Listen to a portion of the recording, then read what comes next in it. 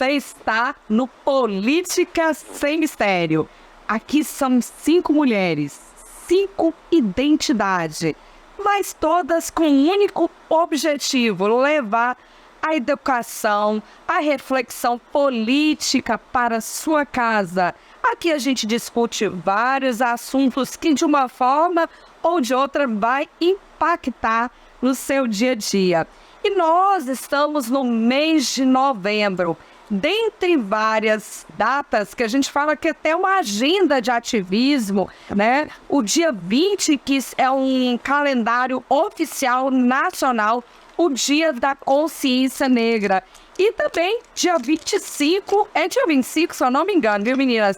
Dia 25 é o dia de enfrentamento, de reflexão e conscientização do enfrentamento a todos os tipos de violência contra a mulher.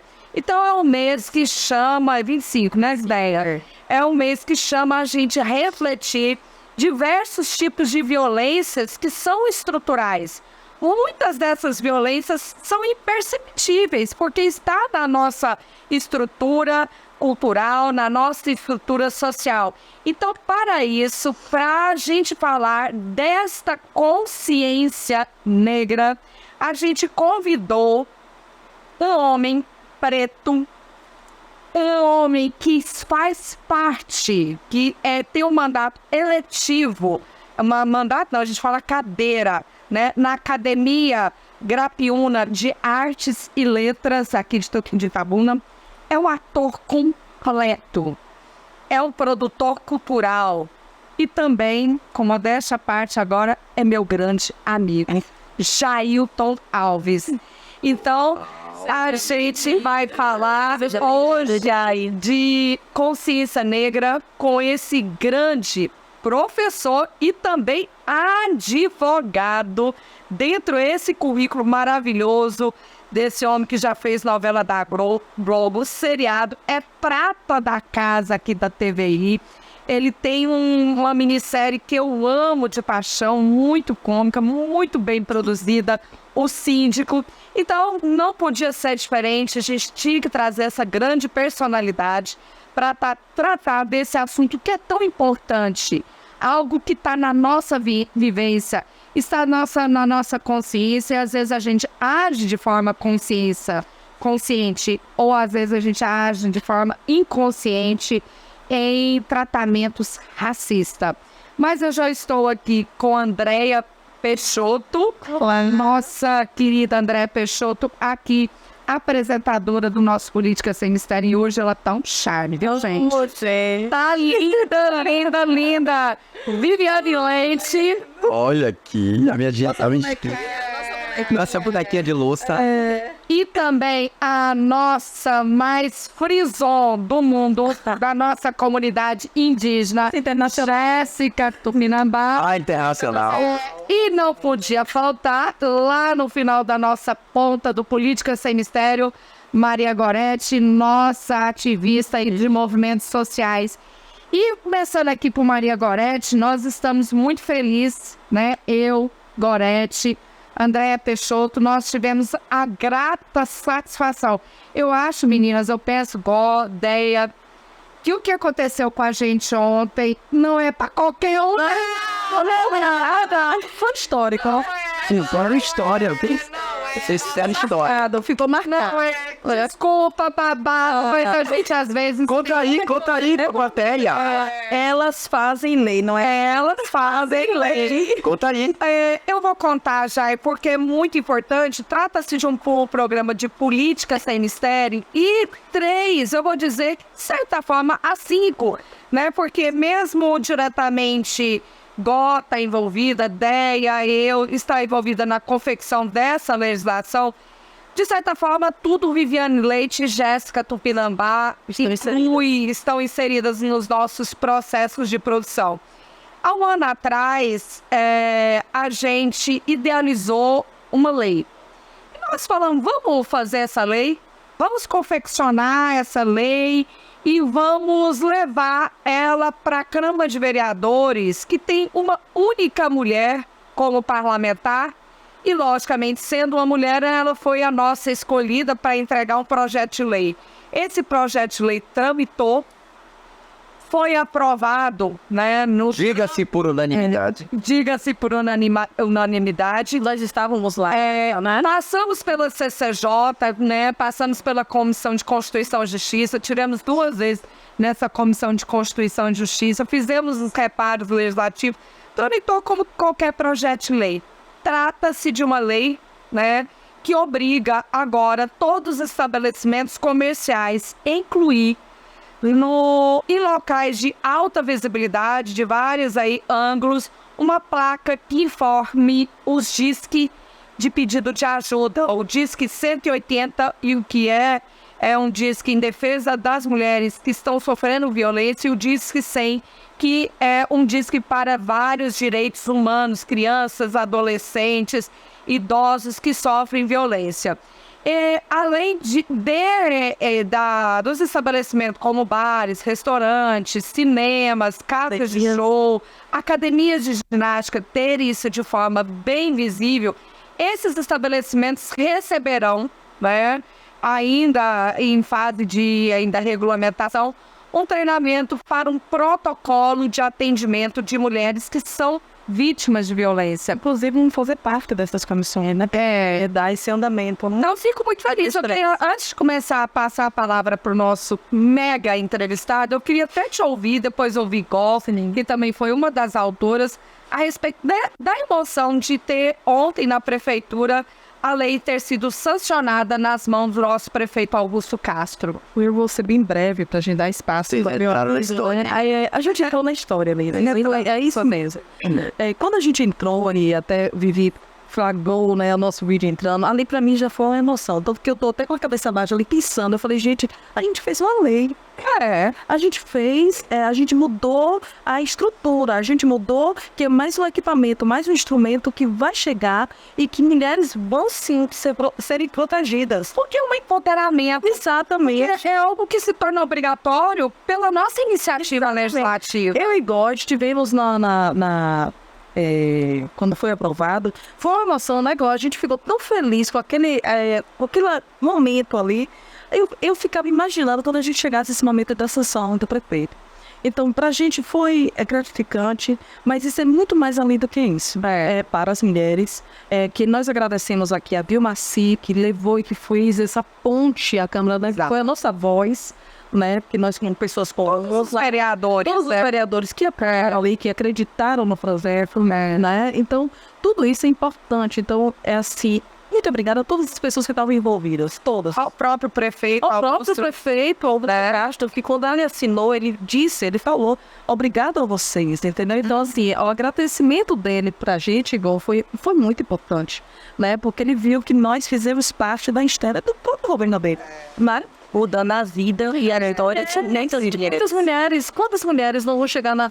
E nós sabemos que isso acontece. É um instrumento, né? Acontece quando vai dar segurança, né? Não foi já para sua mão, alguém que pegou você pelo braço em um ambiente desse. Impressou na parede. Impressou na parede querendo beijar. Sim. E não pegou no cabelo. Sim. Muitas, então, se sente intimidada e pedir ajuda em festas, né? Isso. E você, Gó, consentiu ontem a emoção de estar ali sendo aprovada uma lei que foi de sua autoria? Então, me sentindo como o dever cumprido, né? No papel social, na minha função social na sociedade.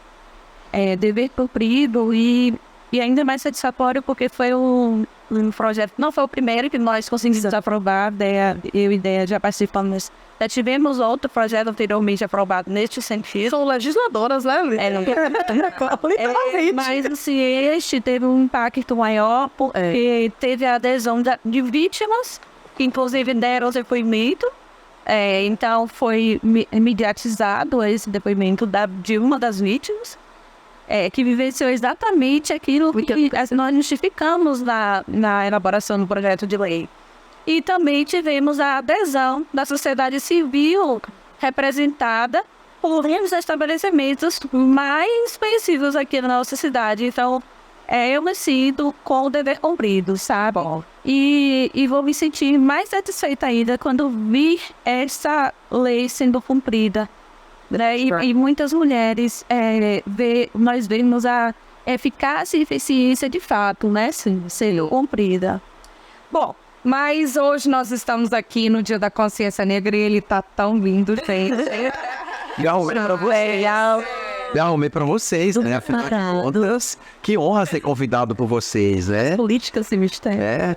Política sem mistério. Que honra, que alegria estar aqui com vocês. Me sinto assim muito honrado em estar aqui, ter sido convidado com tanta gente, né, de naipes tão astronômicos, bem mais altos do que este pobre humilde que aqui se presente. Pra vir aqui, né? Você já, eu falei um pouco da sua vida. Eu tentei pontuar, assim, o que eu tenho conhecimento desse grande currículo da sua vida, a história da sua vida, né? Se eu não falei tudo, por favor, mencione aí o que eu não passei, porque eu sei que você tem muito mais coisas, vários espetáculos, né? E uma função que é muito importante, que é inerente, está na sua essência, está no seu sangue, que é professor. Sim, né? Você é um professor aposentado, não é isso? Ama ser professor. E como professor, eu quero puxar, né, nessa primeira rodada, meninas, esse nosso dia, esse debate sobre a consciência negra. Porque a consciência negra, o próprio nome fala, a gente tem que ter consciência. Mas o que está na nossa mente tem que transformar em ações, né? E eu acho que o melhor momento já, eu não sei se você concorda comigo, eu acredito que você deva concordar que o melhor momento para a gente construir as mentes é na infância. E há 20 anos o Brasil legislou uma lei, a Lei 10.639, que essa lei ela altera a Lei de Diretrizes e Bases da Educação para incluir obrigatoriedade das temáticas História e Cultura Afro-Brasileira e Africana e História, Cultura Afro e agora também Afro-Brasileira e Indígena, respectivamente. E a gente, com 20 anos já de vigência dessa lei, você acredita, as meninas também conhecem esse dado, que 70% dos municípios não aplicam a lei que determina o ensino da história afro-brasileira. Isso é um levantamento feito pelo Instituto Genedes, né, que é o Instituto da Mulher Negra, e pelo Instituto Alana, que foi apresentado esse dado. Aí fica difícil, não fica, Jair? Fica difícil porque, Liz, é muito difícil, garotas, senhores, senhoras que estão nos assistindo e participando desse bate-papo. No Brasil é tudo muito difícil se falar em minorias, que na verdade não são minorias. Falar que mulher no Brasil é minoria é um dado completamente ignorante. Você dizer isso, mulher é maioria no Brasil. Mulher eleitora no Brasil, a maioria é mulher. Dizer que negro é minoria também é outra mentira, né? Dizer que a diversidade também é minoria é outra mentira. É outra mentira. Na verdade, o que acontece é que esse dado minoria, já só para te interromper, a minoria que se usa na sociologia é minoria nos espaços de poder. Eu vou chegar lá. Na verdade, a nossa sociedade brasileira, que é formada por 3 grandes troncos de 3 raças lindas, brancos, negros e índios. Só que no Brasil, com o eurocentrismo, com esse embranqueamento que foi forçado politicamente, cultural, historicamente, as próprias famílias, elas se negaram a empretecer.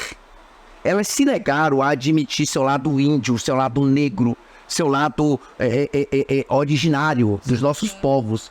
Porque é cômodo e é modismo você parecer ao branco. Você vê que dentro de casa... quantas piadas a gente não ouve dentro de casa que os próprios pais fazem com os próprios filhos? A questão do preconceito, do racismo é desenvolvido dentro de casa primeiro. Sim. Porque nem os próprios pais, a maioria que é negra, que é preta, não gosta dos filhos serem pretos. A começar que começa a espichar o cabelo da menina, frita o cabelo, Antigamente, eu sou criança, Passava ferro. quando eu era criança, tinha um cabo de ferro que botava dentro de um braseiro. Eu tinha uma vizinha e pegava a menina e ficava assim, ó, shh, a fumaça subia, o couro da cabeça da menina queimava, a menina gritando, porque os pais, na época, forçavam as meninas a alisar o cabelo.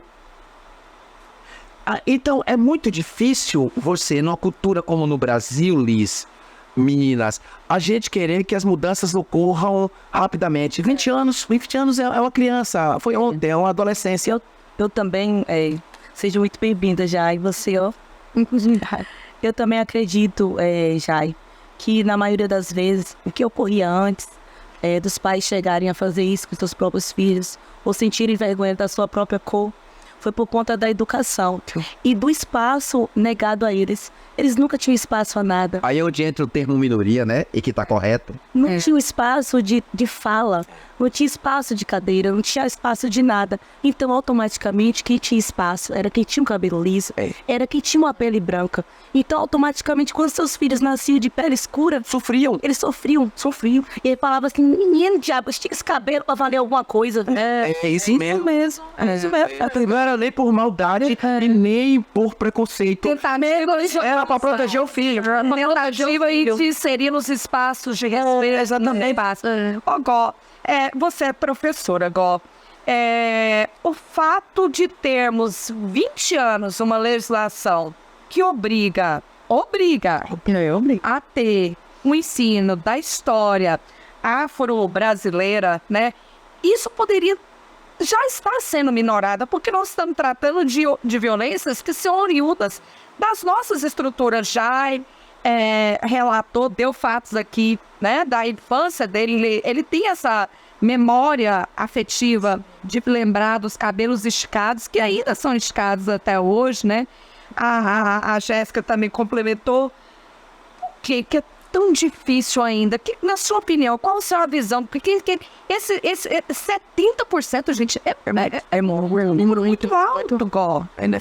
Eu penso e repito, né? Eu já falei que outras vezes que a educação e a saúde são dois pilares da nossa sociedade muito importantes e que se elas fossem, se houvesse uma revolução nessas duas áreas, nós teríamos uma sociedade muito mais justa. Mas por que a educação ela não é transformada? Por que esse dado nos assusta tanto? Sim, exatamente porque o estudo da filosofia, o estudo da sociologia, o estudo da antropologia, que nos levaria a compreender, de fato, dentro do espaço escolar acadêmico, a nossa origem, a importância da nossa origem, a importância da nossa cultura. Nós somos a cultura deste país. Nossa ancestralidade é a cultura desse país. Então, não interessa ao capitalismo existente a educação. Não interessa que as pessoas se entendam como elas são e de onde elas vieram. Não interessa que a maioria, que é minoria no poder, se entenda e se veja nos lugares e espaços de poder. Não interessa. Não interessa. É uma questão de governança. De apagamento justamente porque a educação e a saúde que estão atreladas, elas são a base do mercado. Que poderia introspectar, injetar, né? Seria melhor então, dar a maior viabilidade dessas pessoas. Quanto menos analfabetos, quanto menos letramento racial, quanto menos consciência, conscientização. Não falo de intelectualidade, porque nós temos muitos intelectuais que estão invisibilizados. Mas, assim, quanto menos, melhor para essa sociedade que quer se manter branca. E quer manter o embranquecimento, que quer manter essa figura, você o doutor acabou de falar, né? De que o belo é o cabelo liso, é o cabelo louro, é o nariz afilado, é o corpo perfeito, de que o nosso corpo é arredondado, para ser usado, um objeto. Então, o que interessa até hoje É isso. É a síndrome da senzala, na verdade. O que a doutora Gorete está colocando me reporta que a mulher brasileira é usada, né? Os quadris largos, os peitos fartos, para servir ao senhorzinho. Trazendo para os dias de hoje para servir ao filho do patrão. Né? Então, só muda o cenário temporal, mas a realidade é a mesma. Para a iniciação dos filhos dos grandes latifundiários. Entendeu? Então a senzala só mudou de nome. Esse número chama muita atenção de nós termos no Brasil 70% das escolas que não inclui. Eu também concordo plenamente com o que Igor disse. É um estilo de governança que não interessa empoderar, politizar, educar essas pessoas para que elas ocupem espaços de poder e de decisão. Não tem interesse e que tem uma mão de obra barata, lembrando de Elza Soares, a carne mais barata do mercado é a carne preta, e que essa pessoa se sinta excluída, se sinta diminuída e que se sinta que não é capaz de estar nesses espaços. E, de certa forma, não é nem a questão também só de sentir de não ter condição. Porque, se, como o God disse, se faltar educação e faltar saúde, há dificuldade, não é isso, Vi? Exatamente. E me fez lembrar uma coisa bem interessante que eu vivenciei essa semana passada. Minha prima, ela fez aniversário de 1 ano. Aí eu falei, ela é negra, né? Eu falei, eu vou comprar uma boneca negra pra ela. Fui na rua, cheguei lá, a funcionária me atendeu e aí eu pedi pra ela apresentar alguns modelos de bonecas. Só que eu falei que eu queria uma boneca negra. Ela me apresentou somente 2 modelos. E o resto era tudo bonecas brancas, de cabelo liso. Eu virei pra ela e perguntei, na segunda boneca que ela me mostrou, eu perguntei cadê os outros modelos? Aí ela falou, geralmente não tem. Aí eu, por quê? Geralmente não. Aí ela virou pra mim e falou o seguinte, porque a maioria dos pais que chegam aqui, ou então familiares, amigos que querem comprar um presente para uma criança, ou que querem dar para o seu sobrinho, geralmente falam que os pais, não sabem se os pais gostariam de receber aquela boneca. Tá vendo? Olha, essa pergunta me impactou tanto que eu olhei para ela na mesma hora, bem assim, como é que é? Ela, exatamente isso. Eu falei, você sabe qual é o nome disso? Racismo. Na hora, eu não sabia o que dizer. Infância, gente, uma criança. E aí... Não sabe se os pais da criança vão gostar da realidade. Ou receber uma boneca preta. Exatamente. Então a gente vê que começa onde? Na infância. E é só assim, não. A gente vê que é nas bonecas, é nos brinquedos em gerais, é na televisão, porque não há... Hoje em dia que tem alguns desenhos, mas mesmo assim é mínimos desenhos. Filmes, tudo, não há essa representação. Então se a gente começa a falar que isso é na infância, como serão essas crianças no futuro? E aí eu vou fazer 2 perguntas e eu quero que vocês respondam cada um. E aí você vai entender que essa lei realmente é efetiva ou não. Qual ano você concluiu o ensino médio? Liz? Qual ano eu concluí?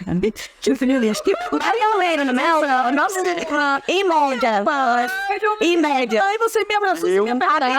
Peraí. Eu acho que eu concluí o ensino médio... Rapaz, bicho, não sei não. Eu acho que na década de 90. Acho que eu fui na sua época. Essa lei já era cumprida? Você teve esse anos, né? Mas você não é verificando na época do colégio? Mas 20 anos atrás eu já estava concluindo o ensino superior. Não, mas só um parênteses aqui. Na minha época, tinha o UNC, também, que é Educação Moral e Cívica.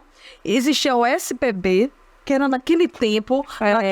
E tinha muita coisa, mas não falava-se de racismo, não se falava sobre os negros, não falava sobre os indígenas. E quando falava era sobre a perspectiva do homem e do homem do 22 de abril, do descobrimento do Brasil, aquele negócio que não eram os originários. Então, assim, eu aprendi que quem descobriu o Brasil, eu naquela idade, que era Pedro Álvares Cabral, não foram os povos originários. Entende como era... trazido esse exatamente isso. Porque eu ia perguntar a Liz que não, a resposta é não. Andréia, não. Eu na hora, Jéssica, não. Eu. E na universidade, não. E eu não. E eu terminei em 2020. E eu também não. A diferença é que o passado e o presente tá do mesmo jeito. Tá do mesmo jeito. Nada mudou. Nada. Agora, Liz, só um parênteses aqui, rapidinho. Ontem, também no nosso projeto, foi também impostado pessoas do conselho municipal, né? E mando um abraço aqui, Maria Domingas, que é a presidente, e que eu vejo esse conselho como fiscalização. Então, Conselho da Igualdade Racial. igualdade racial, né? Então, importante esse conselho, porque esse conselho pode também fiscalizar, pode também fazer com que essa lei seja cumprida. No município De Itamar. Então, assim, e Maria Domingos tem esse ativismo, essa militância, que vai trazer essas pessoas para o conselho que foram empossadas ontem, para que se discuta sobre isso e que cobre do município que seja cobrada essa lei seja cumprida. Eu trabalhei a vida inteira dentro de sala de aula, no primeiro grau, no segundo, no terceiro, na pós-graduação. E por onde eu passei, eu carreguei, dentro dos meus projetos pedagógicos, a possibilidade de inserir a história da cultura afro-brasileira e da cultura africana. E o que é que eu percebo? O que eu sempre percebi foi a grande má vontade na coordenação pedagógica, nas diretorias, nas escolas como um todo. Tanto na rede pública quanto na rede privada. Aí você fala, mas Jailton, mas é lei. Sim, mas quem disse que escola segue lei? Quem foi que disse que escola segue lei? Por quê? É assombroso por quê, garotas? Porque falar de preto assombra. Falar de preto é falar da sujeira, tá? Ao qual nós fomos forjados, fomos jogados, sabe? Nos calabouços dos navios, nas senzalas, sabe? Falar de negro é falar dos presídios abarrotados de pretos que são massacrados todo dia, toda hora. Falar de negro é isso. E isso assombra a população. Então a gente tem que mostrar uma imagem que nós não temos, a imagem do fingimento, a imagem embranquecida. E as escolas, eu sei o que passei, eu sei, quem me conhece sabe, os anos de sofrimento que foram trabalhar a questão da africanidade em sala de aula. Porque a lei é muito clara. Você tá dizendo que vai passar diário, não é só na semana da consciência negra. Isso é um tema que é interdisciplinar, tá lá na lei, é que todas as disciplinas devem trabalhar. Aí você pensa que os professores gostam? A maioria não gosta não, e mete a bomba e ninguém trabalha. Isso aí os alunos. Os alunos contra, os colegas contra, a direção contra, a coordenação contra. Eu posso falar por 35 anos em sala de aula. Eu posso falar e afirmar. Ei, Jai, só compartilhando aqui com você, eu venho do ensino médio do ano 2008. 2008 já existia a lei. A mesma sensação que você passou, eu também passei, porque imagine que só, eu enquanto indígena, ficar dentro de uma sala de aula, ouvindo um discurso que desconstruía totalmente a questão da minha E olhando pra você falando isso. Então, assim, às vezes eu parava e me perguntava, tá faltando o quê? Lá atrás poderia dizer, falta material? Será que falta o preparo? Ou é o preconceito do próprio professor que está ali? O próprio professor, a própria escola, por exemplo, o Estado. Eu fiz todos os cursos que podia imaginar o Estado ofereceu, eu fiz. Eu vou tentar aqui, então, pontuar o que você está dizendo, ô Jai. Dois fatores importantes. Você disse que há uma própria rejeição do próprio corpo pedagógico. Sim, eu afirmo isso. Plantar essa legislação, que ela não seja apenas falada no dia da consciência. A maioria finge somente no mês de novembro. Para pontuar, só para falar. Aí tira a fotografia, bota no painel na escola, bora, nós fizemos, sabendo que é mentira. Ô, gente, vocês viram a reportagem que teve em Goiânia? Que uma escola lá em Goiânia, que é a escola Agape, ela simplesmente fez uma atividade, o colégio passou uma atividade em que usa palha de aço para representar cabelos afros no dia da consciência. Meu Deus. Eu vi. Segunda-feira. Eu vi. Continuando. Eu vou trazer um exemplo mais recente, perdão, e local. Minha sobrinha, uma das minhas sobrinhas, ela estudou numa escola particular, está no primeiro ano da escola. E aí, no 7 de setembro, ela foi uma das selecionadas para representar os indígenas. Só que lá estava dizendo que era para representar os índios. Aí a mãe me mandou, igual, você tem uma amiga, colega de trabalho que é indígena, ela não tem acessórios para emprestar, né? Aí eu me incomodei com aquilo. Primeiro, minha sobrinha não é indígena. Segundo, ela não tem traços, não representa indígena porque ela tem a pele branca, apesar de ter o cabelo crespo. Terceiro, a gente vai estar se apropriando de uma coisa só para mostrar aquilo ali, contar a história. os negros, os meninos negros, iam se vestir. Se vestiram. E pintar de carvão. Se fantasiaram. Era uma festa. Existem tantas outras formas Eu educativas. expliquei pra mãe da minha sobrinha, olha, eu não concordo com isso. Eu posso até pedir o favor, mas eu duvido muito que ela emprestasse os acessórios, porque aquilo tem um simbolismo. Não é qualquer pessoa que pode chegar ali e usar. E, além disso, eu não concordo com o projeto pedagógico dessa escola. Uma escola bem conceituada, mas que ainda não compreendeu. Ainda que tentem cumprir a lei, cumprem de uma forma distorcida, entendeu? Eu quero ainda pontuar em cima do que Gó está contando esse depoimento, né? Porque o indígena, ele sempre foi um motivo de fantasia em carnaval. Exatamente. Eu fico extremamente revoltada, decepcionada quando chega a época do folclore e eu vejo um monte de criança pintada de índio. Gente, nós não somos folclore. E uma pena de galinha na cabeça. Existem diversas maneiras, diversas formas educativas que as escolas podem se apropriar, o corpo docente, pedagógico, de trabalhar as culturas, tanto afro-indígena, e não precisar caracterizar. Não há necessidade disso. De fantasiar. Não há. Sobrinha, graças a Deus. E fingindo, dançando os orixás. Ela não foi. Não foi. Graças a Deus. Ela não vai carregar esse trauma. Agora, e quando quer fingir os orixás?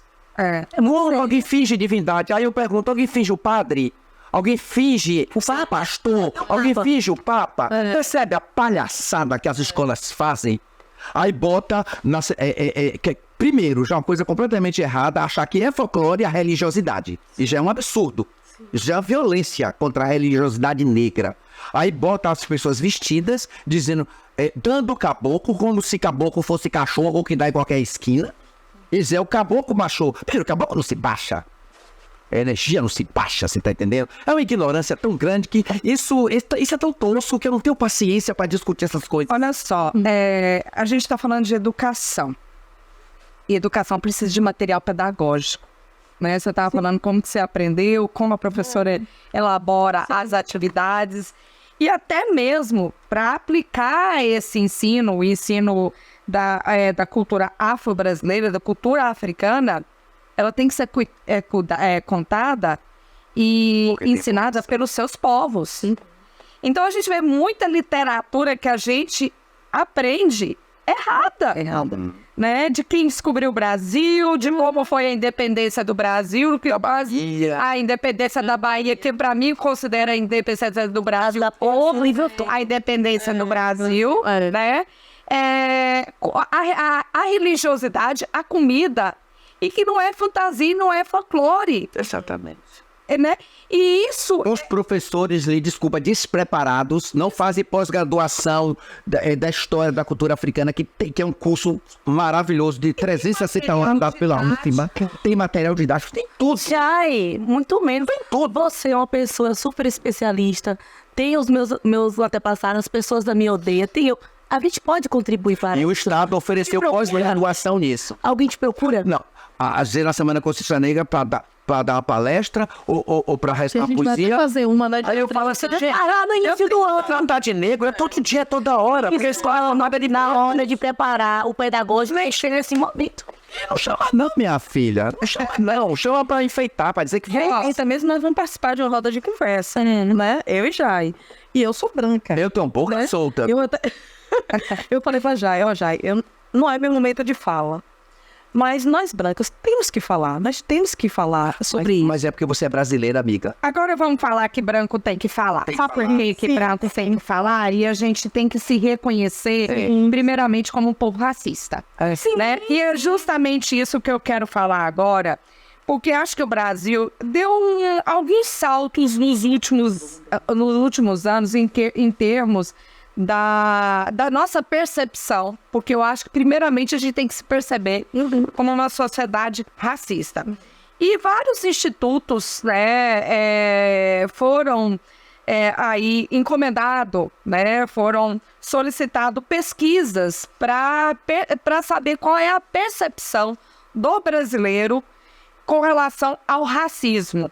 Eu trouxe alguns resultados aqui para a gente nortear os nossos debates aqui.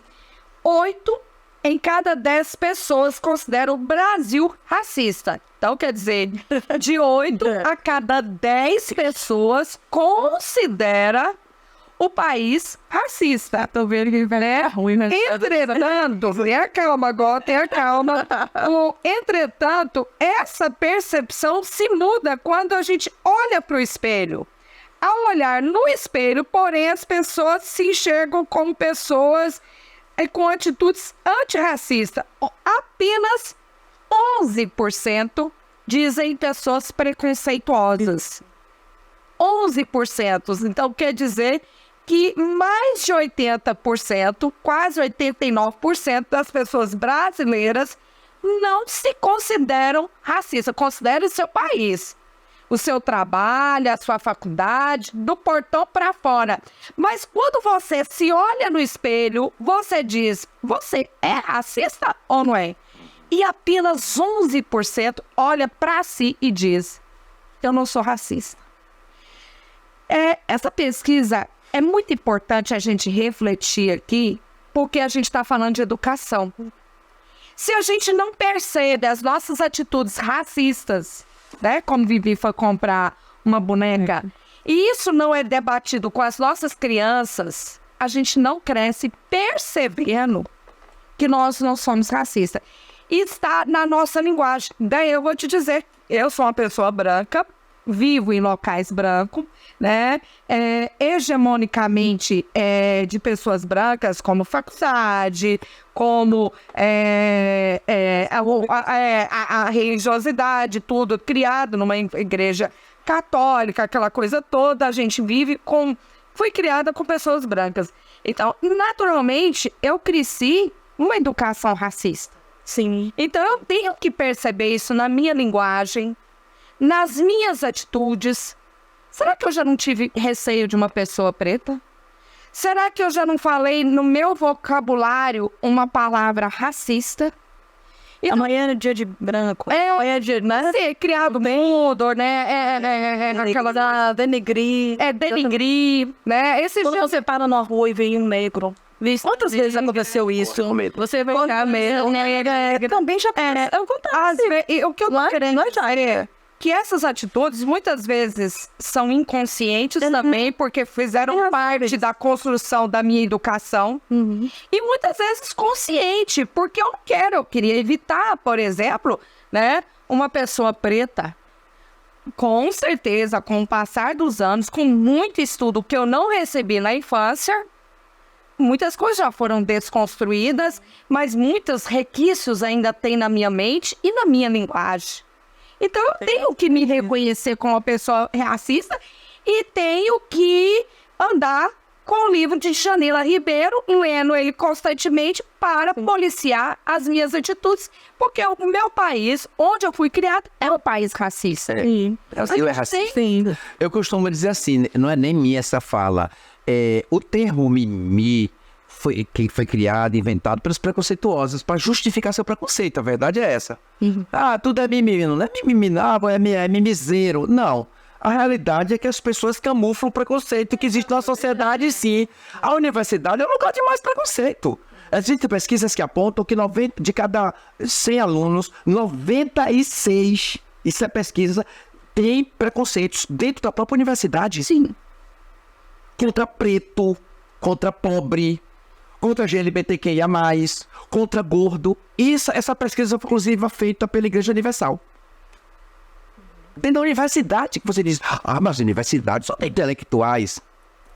Creia. Dos próprios professores mesmo. Essa fala de Liz, ela remete, quando a gente estudava história, né, na escola, que toda família influente, ela tinha uma igreja, né?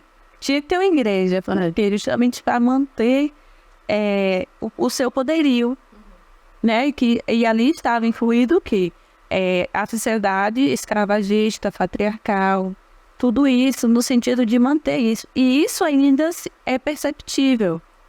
Apesar de tanta luta e de ainda usarem essa bandeira como politicagem, eu vou usar esse termo, a gente ainda vive uma sociedade que tenta nos embranquecer a qualquer custo. A propósito, o próprio colorismo, né? Sim. Então, quando tentam colocar a Jéssica... Não, vou usar o exemplo de Vivi, que é parda. Classificar a Jéssica como parda e me classificar como preta e nos colocarmos na mesma estrutura é tirar de mim um direito, uma história e uma situação, um contexto que pertence somente ao preto, que não pertence ao pardo. Certamente, eu vou sofrer muito mais do que Vivi, embora ela esteja dentro da categoria de negros. Só que o que é que estão fazendo hoje? Estão colocando a categoria de pardos como a maioria da sociedade para camuflar justamente a negritude que é existente. E como negação da nossa negritude. viu, Gol, compartilhando o que você está falando, vocês acreditam que chegou um determinado momento na minha vida que eu não sabia o que eu era? Porque, assim, eu sabia da minha identidade enquanto ancestral, enquanto pertencimento originário dentro da comunidade. Mas quando eu comecei a participar dos meios sociais, de tantas informações recebidas, das pessoas dizendo o que eu era, eu comecei a duvidar do que eu era. Eu falei, mas... É um roubo de identidade, né? Aí eu falei, meu Deus do céu, eu tomei um choque, né? Eu falei assim, meu Deus, o que está acontecendo comigo? E eu tive que me apropriar muito, me aprofundar muito e estudar muito para que aquela pessoa não fizesse mais aquilo comigo. Falou, não, a partir do que você está falando, eu entendo, compreendo, mas escuta o que eu estou falando.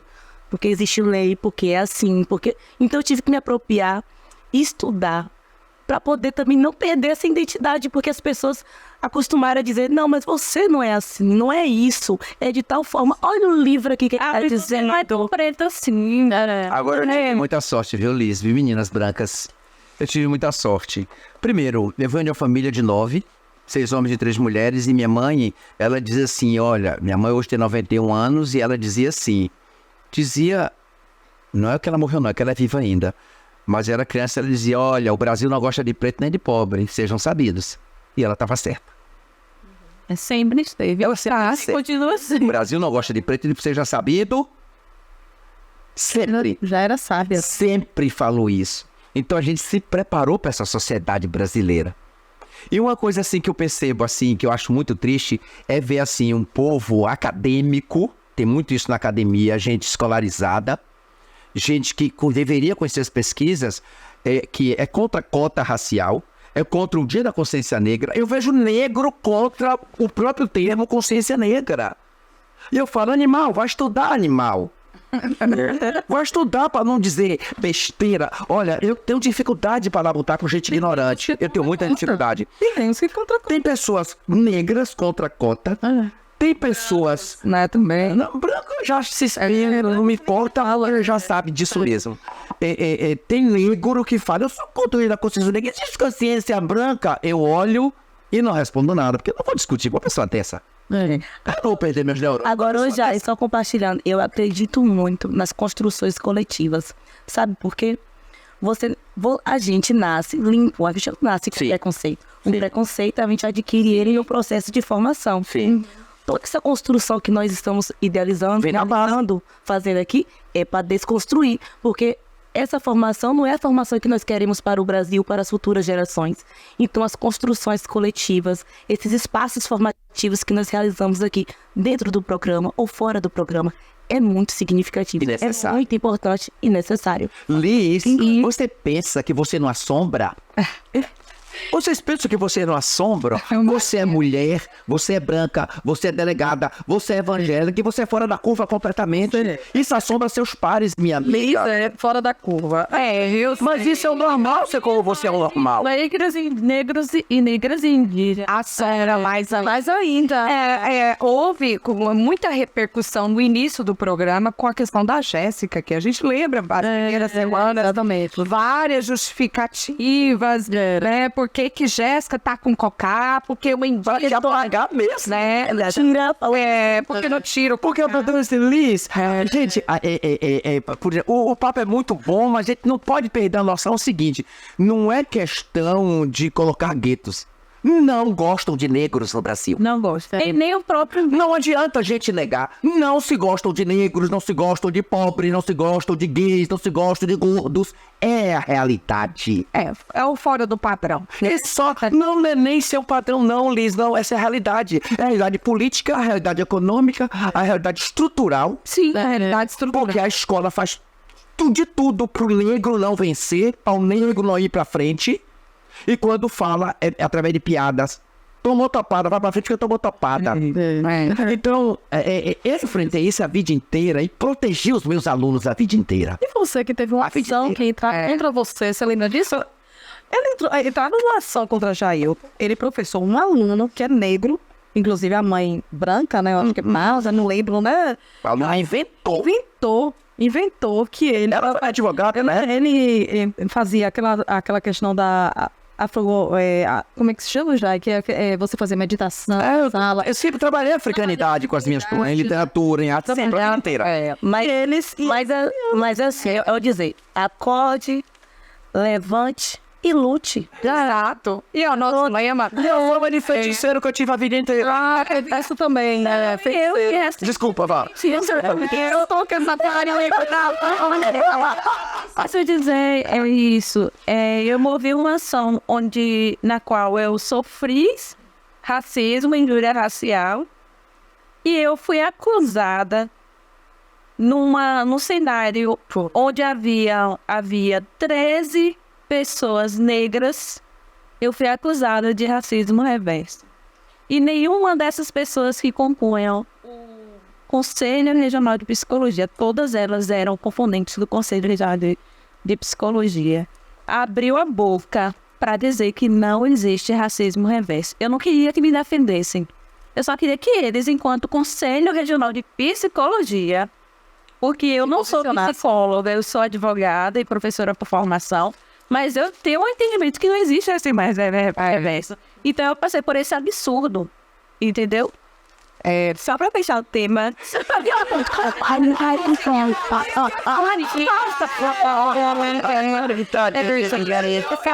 Fala, deixar você na mão. Não, eu só ia fazer uma frase para fechar mesmo, que é de Nelson Mandela.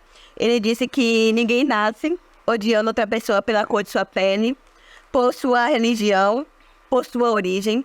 Para odiar, as pessoas precisam aprender. E se elas podem aprender a odiar, elas podem ser ensinadas a amar. Então, a gente fez esse contexto aqui, né? Esse debate. Ela fecha, né? A menina é demais, né? Agora pode. Obrigada. Eu ainda sou a âncora desse programa. Deixa eu falar, né? Deixa eu parar. Bom, a gente está falando de educação, a gente está falando de violências que a gente enfrenta. Cada um deu um depoimento aqui das violências que a gente enfrenta nos nossos dia a dia, né? Cada um tem a sua régua, cada um tem o tamanho das suas violências. Uma só em virtude da pele, outra em virtude da identidade de gênero, outra em virtude do sexo, né, masculino e feminino, né, outra da identidade biológica, identidade de gênero, da raça, né, da complexão física. A gente tem diversos tipos de violência, né. E isso, gente, a gente tá falando de educação, então eu tô com esse saco de farinha aqui. Farinha sequinha torradinha. Sequinha torradinha. Conte a história. Aqui, esse saco de farinha, ela vem do mutirão da farinhada. Eu acho tão importante mostrar isso aqui no Política Sem Mistério. Porque várias dessas violências que cada uma de vocês mencionaram aí, elas poderiam ter sido alteradas. E essas violências, elas ditam rumo de diversas pessoas. Ditam um destino de diversas pessoas, né? Ela subtrai a cidadania, ela subtrai as identidades, né? Essas violências subtraem a felicidade, subtrai as oportunidades de diversos brasileiros e brasileiras, né? E a gente precisa, mais do que nunca, que uma legislação dessa tenha efetividade, seja de fato implementada nos lares, né? E Jéssica mencionou Vamos dormir, vamos acordar e vamos continuar resistentes. Exatamente. Não vamos parar nunca, né? E a gente não é pessoas utópicas, né? Não somos sonhadoras, né? Porque esses dias mais que eu tenho ouvido, pelo fato de ter me assumido uma mulher política, engraçado eu falar isso, assumir uma mulher política, né? Parece que eu precisei de sair do armário, né? Parece que era algo escondido ali. E, de certa forma, foi abafada essa mulher política por muito tempo, né? E como se fosse negativo, Ser mulher política, né? impressionante, né? Então, a gente precisa assumir o nosso cabelo, a gente precisa assumir a nossa identidade de gênero, a gente precisa assumir nossas identidades políticas, ideológicas, a gente precisa assumir muitas coisas que ficam abafadas, trancadas. Para agradar.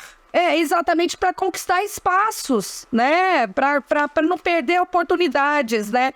Quando eu me assumi política, né? Muitos me perguntaram, isso aí não vai te atrapalhar na sua atividade profissional? Né? Nos seus espaços de vivência? Será que você não vai ter perdas, né? Nos seus locais de convivência? Já tive. Isso. Não resta dúvida que eu já tive problemas. Mas como Jéssica disse, é dormir, acordar e levantar e resistir, né? E quando eu vejo uma farinha dessa tostada, você tá aí, nosso telespectador, né? Mas você não vai ganhar não, Rafa. É do mutirão da farinhada das mulheres tupinambás. Vamos pegar a farinha. Peraí. Edição.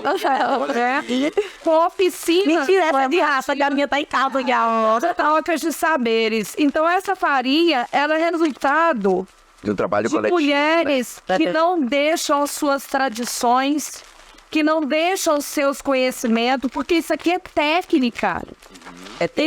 Isso daqui é química, é biologia, é física. É verdade. É literatura. É tecnologia, porque não precisa fazer farinha. Fácil. Né? É fácil, né? Porque aqui... A lua. Sim. Sim. O plantar, como vai plantar, A colheita da mandioca. a forma que vai torrar, como descasca, tem tudo. Quem descasca? E é isso que tem que ser implantado nas escolas. Soberania Não é alimentar. fantasiar uma criança falando que está fantasiado de índio ou de indígena. Não. É contar as histórias, mas contar a história por eles, que entendem dessa tecnologia, né? Por Jai, por Gó, que são pessoas que já vivenciaram na pele. É contar a história de quem veio lá da África e guardou a sua tradição, a sua ancestralidade, materializado na sua roupa, né? Materializado no seu cocá, né? Então, a gente tem que guardar as nossas tradições, mas aprender daqueles que guardam o verdadeiro ensino, o verdadeiro conhecimento, e que uma boneca preta não seja uma coisa inusitada. E que uma mulher na política não seja uma coisa inusitada. E que uma indígena ser apresentadora de televisão não seja uma inusitada. E que ter uma advogada preta não seja algo inusitado. Isso mesmo. Né? Porque é o normal. Porque é normal, porque é do nosso povo. Todo mundo come farinha e gosta de farinha, mas não sabe a origem e a história. E não sabe. Agora, o povo originário serve, então, só pra produzir a farinha. Todo mundo gosta de dançar, todo mundo gosta de comer um acarajé, um caruru, um vatapá. Mas, não, isso aqui é o caruru branco, é o caruru cristão. Vá pro inferno. Se apropriar a cultura do outro, você tá entendendo? Respeito. Respeito. Cara, cristão. Rafinha, eu sei que você tá aí na parte da produção, no estúdio aí. E você, eu sei que você tá com vontade de ganhar um saco de farinha feita lá na Serra do Padeiro, 18ª farinhada das mulheres. farinhada das mulheres da Serra do Padeiro. Por onde já tá, não. Hoje não tem, né? Porque já tá aqui. Aí você nasceu agora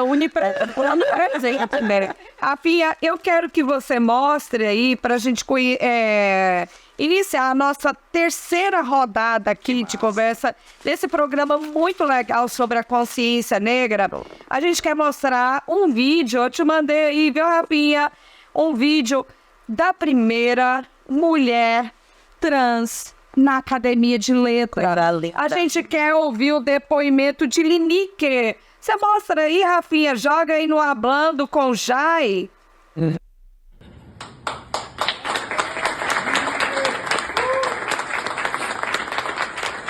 Eu sou muito grata pela voz que eu tenho estudado, pela voz que eu tenho preenchido dentro de mim para poder existir, para poder permanecer em pé, porque estar em pé no Brasil sendo uma travesti preta é muito difícil.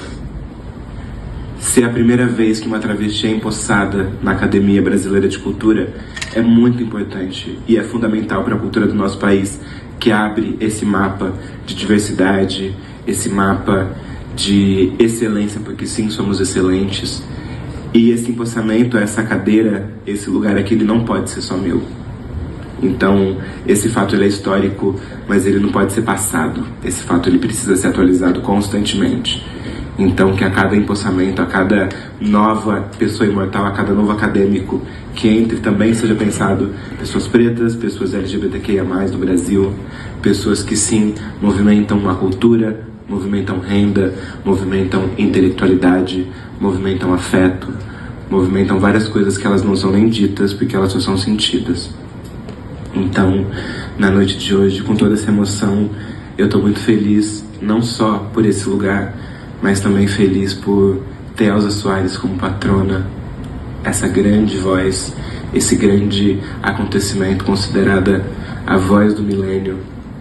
Eu fico muito feliz de ter uma voz e poder cantar para tantas pessoas que também se sentem representadas pelo meu canto e que seguirão me ouvindo independente de eu seguir aqui ou não. Então, muito obrigada e que a gente possa seguir sempre sonhando e construindo imaginários que ainda não foram escritos e desenhados pra gente. Muito obrigado. Chegamos lá.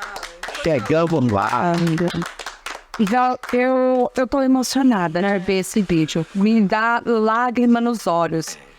Nós ocupamos uma cadeira dentro de uma academia de letras, a gente sabe o que significa e a responsabilidade do nosso nome ser imortalizado na letra e na arte.